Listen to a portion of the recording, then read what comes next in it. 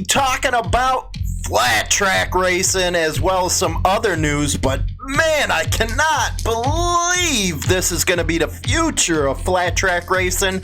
I'm a huge fan. Unfreaking believable when I seen this one and how the media is playing it out. Oh my goodness.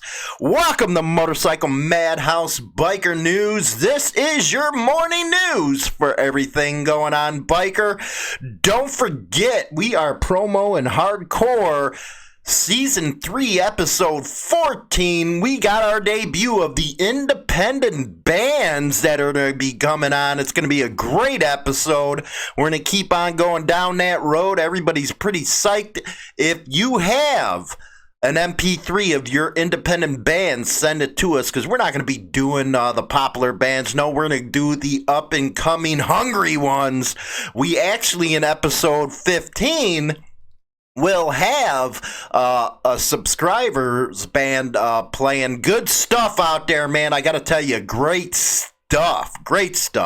But yeah, exciting show today. Don't forget to go over to motorcyclemadhouse.com or listen to us on Spotify to take us out there with ya. It's awesome on that ride. Boy, man, you know, I am really thinking about Ocala, Florida, man, in about a year or two, because it is just, these winters in Illinois stink. It stinks. You guys are riding down there, and I'm up here freezing to death, man. Hey, man, you got to give it to Black Dragon with that ride he did, man. He went cross-country, froze his nuts off. He was, I talked to him the other day. He was like in 20 hours of rain, man. Screw that. I told him, I'm too old for that crap. You know, maybe in my younger days, you know, I'd do that kind of stuff, but hells no. Not now. You know, he had the heated grips. I guess his jacket had he had that heated jacket and stuff, and it had a malfunction. His helmet was fogging, the whole 9 yards. So, hey, man, congrats on doing your ride, getting home safe and stuff. That was a funny thing you did in New Mexico, man. It really was. I guess he didn't show up, did he? Oh, my God, my God, my God. But let's get to the news, man. Let's get to the news. Here it is. Say it isn't so, man. Oh, my God. By Jelenic. Oh, Bradley Brownell. Electric flat track motorcycle racing proves the future will be just fine. Who would have thought electric motorcycles would be taking over flat track racing in the coming years? You know, maybe 10, 15 years, 15 years probably tops, man, because by that time, everything's going to be freaking electric. They're going to get these batteries up to date. And hey, I have nothing against electric motorcycles, man. I like to get me a freaking Zero or something just to put around town on. But it's sacred, man. You don't throw that up on the flat track racing. Oh, my God. It goes to say, last weekend at Portland's Veterans Memorial Coliseum, something truly happened. You could feel a change in the air as the Old Boys Club of Motorcycle Racing embraced a new technology. And of course, it was debuted in Portland. I'm not going to get into it anyway. For the first time ever at the 11th annual One Pro Motorcycle Dirt Flat Track Race, the pros went head-to-head on race bikes powered purely by electricity. Wow. You know, electric bikes, they quick as hell, but yeah, a tear's coming to my eyes, man. It seems like the end of an era be coming in 15 years. The competitive spirit of humans isn't dulled by the loss of exhaust noise. Speak for yourself. These riders put on an excellent show, not in spite of electric power, but because of it. He does a full disclosure. Let's check that out. Indian Motorcycles invited me to ride its new FTR 1200 rally in rainy, cold Portland. Well, at least it's rainy out there and it ain't freaking freezing like out here, as well as attend the 11th running of the One Show. It also put me up in a posh motel or hotel and kept me full of coffee and food. Well, rock on, man. You got it made. Yes, it was just one class in an entire 12-hour day of racing, but it managed to blend into the fabric of the races, though it was always there. Hey, who's going to Mama Tries up in Milwaukee coming up next month? They got some great ass races going on up there as well, man. Let me know if you guys are going up to that. A few handfuls of professional racers entered the class on a selection of Alta and Zero. Hell yeah, Zero, man. You know, Adam Sandoval, he just got a zero, I guess, after he had a problem with a broken arm or something. He's finally out riding that sucker. I got to watch one of his videos, see if he did a review on him actually riding that thing. But Zero, man, I think they're going to be the Harley Davidson of electric motorcycles. They're already kicking Harley's live wire all over the place. It's like a red-headed stepchild. They're just like, smack, smack. Get out of here. You know, Harley don't have a chance against Zero in the electric motorcycle arena. Being the first ever to race, entry was comped for expert level racers, and the only real rules were that the bikes had to use 19-inch wheels and an electric motor. And he goes on how it all went down. The track surface was nasty and rutted most of the night. The dirt trucked into the stadium was wet naturally because it is the Pacific Northwest in February. Well, that is okay. We're watching it a little bit. You got to come over here and watch this sucker. One just took a dump. You can't even hear nothing. What's going on here? You can't hear nothing. Unreal. You can't hear nothing. How is that flat track? Anyway, if you're over on the radio, come check that out, man. I just played it of the electric motorcycles moving back and forth. Earlier in the day, he made it the point to be at the first heat race for the EV class, watching Andy DeBrino take an early lead on his Blankton moto-built custom Alta Redshift and stick it out there until the checkers. The first race was intense, as you could hear the distinct thump of a body hitting the ground. You don't often get to hear the beating and banging going on, but with the quiet electric motors, it was all there laid bare. Now look at this sucker. How ugly! Ugly. My God. Anyway, you know, I guess you really do have... I guess we're evolving. But flat track? Come on, man. That's my favorite sport in the world next to freaking dirt track racing, man. Oh, my God. And before long, NASCAR will be having damn electric stuff, man. Not cool, man. Not cool. So, man, what do you guys think, man? Let me know in the comment sections about, you think it'll be like 10 years, 15 years before this will be the norm? What do you guys think, man? My God. Anyway, we're going to move on to the Fresno Bee. Sheriff office on the lookout for a biker who allegedly beat Fresno strip club bouncer. Bye, Jim guy.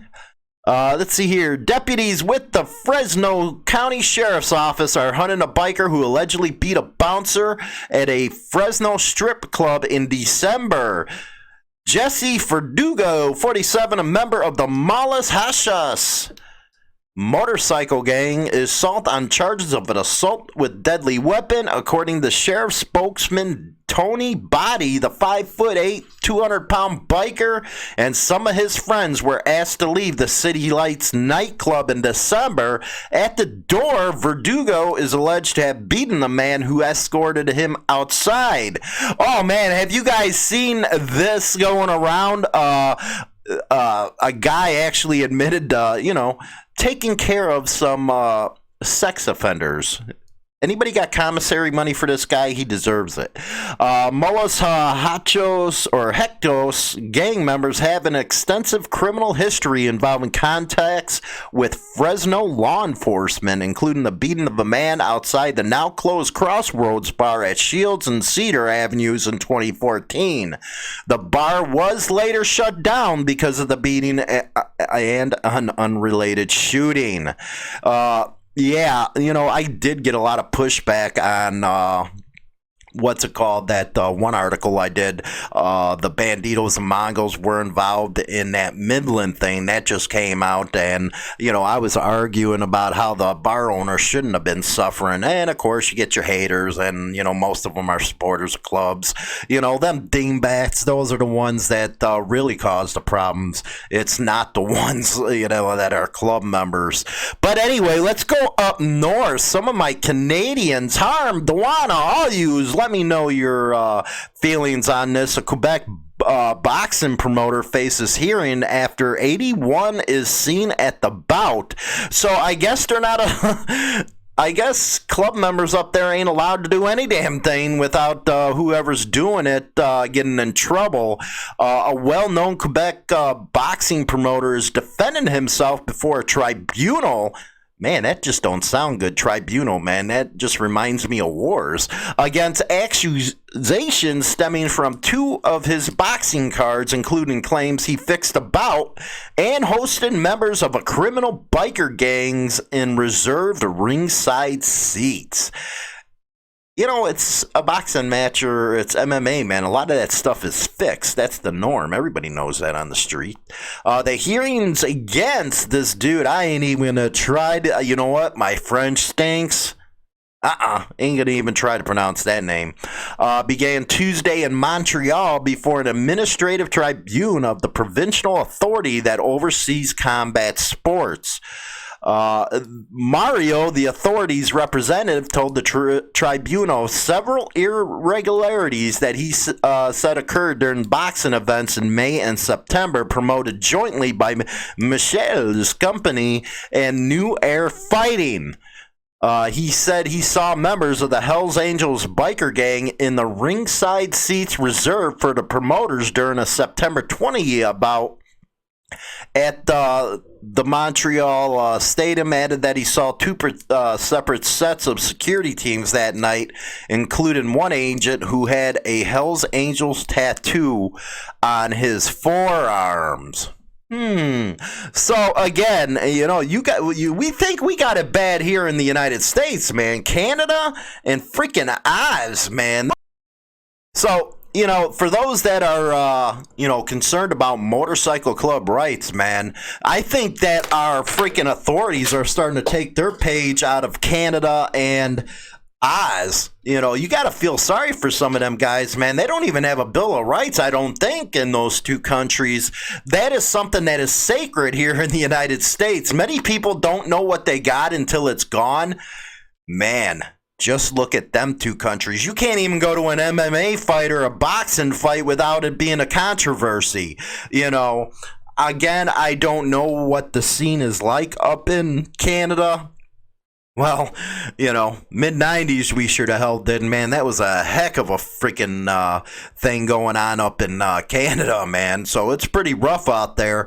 We think we have it pretty bad here as far as the fighting and stuff, man. What were they using? Grenades and RPGs up in Canada.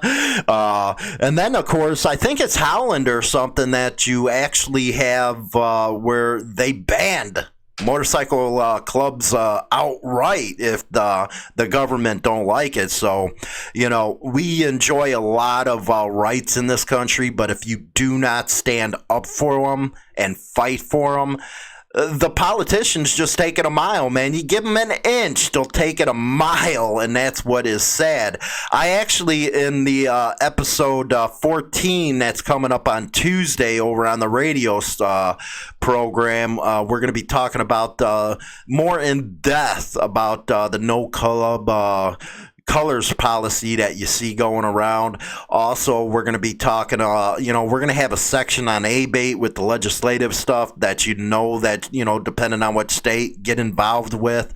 I believe we got ABATE of Wisconsin news as well as Illinois coming up on that program. Not to mention the coming events. We're really going to start to diversify Motorcycle Madhouse and get it into besides just my thoughts, besides just news, we're going to throw a lot of entertainment value at it.